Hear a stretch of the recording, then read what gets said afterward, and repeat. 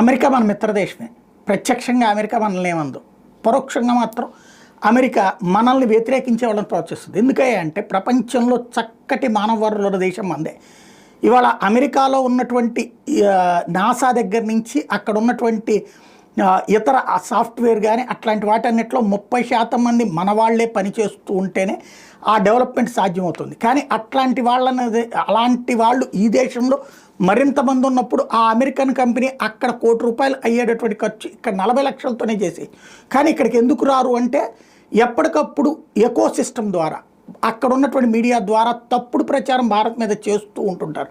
ఇక్కడ పర్యావరణం బాగోదని, అత్యాచారాలు జరుగుతున్నాయి, దుర్మార్గాలు జరుగుతుంటాయని.